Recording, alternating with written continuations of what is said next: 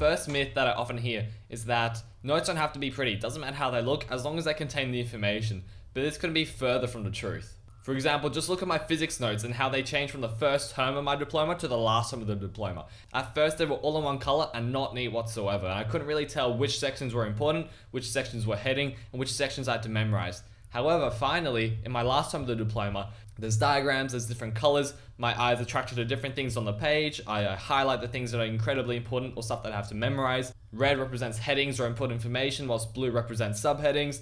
So that way, the moment I look at the page, I know exactly what to look at and I know exactly what is important and what isn't as important. Because you need to have a system where you're able to find every single piece of information as effectively and quickly as possible. Because remember that you have to remember every single bit of information that you've been taught over the past 2 years. So if you don't have good notes to remember what you learned on the first day of your diploma, it's going to make it so much more challenging. I only realized this a year into the diploma, and because of this I actually ended up rewriting a somewhat condensed version of all of my notes for every subject of that year prior.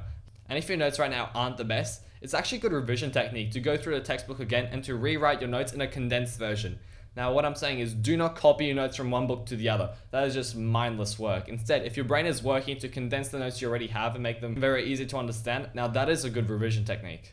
As I mentioned earlier, different colors mean different things in my notes. Red are headings, blue are subheadings. Additionally, for geography, I also highlighted extension words that I knew the marker would be very impressed in if I included them in my essay. For example, this could have been talking about the static change in sea levels, or talking about South Korea being part of the Asian tigers. They're words that you don't use in common day language, however they're very appropriate to the specific geography units. Next is, should you listen to music while studying? And the short answer is yes, if you don't have a quiet place to study. No sound and absolute quiet has been found to be the best place to study.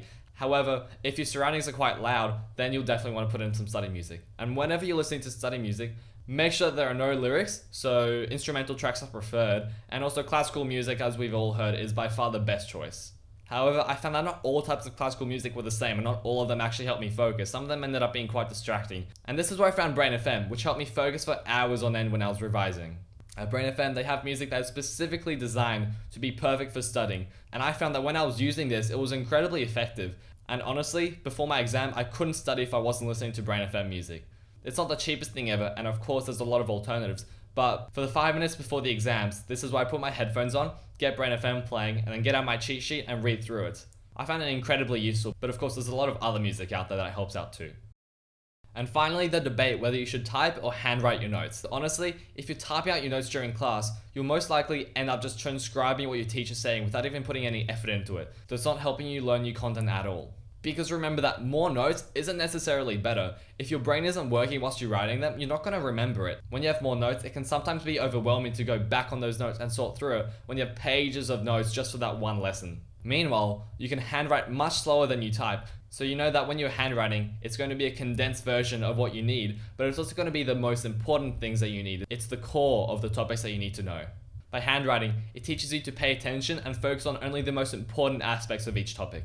And lastly, because every single one of our exams is handwritten, you need to get your handwriting practice in. For example, at school, I would just use a pen to write my notes as fast as I could during class. However, whenever I was at home, I made sure to use a weighted pen by attaching batteries at the end of my pen, so that when I was writing, it would actually be a lot harder for me to write. So that way during the exam, I would feel like I could write 10 pages or more easily in an hour and a half, instead of being stuck to only writing 5 or 6 pages, because my hand would start cramping halfway through the essay.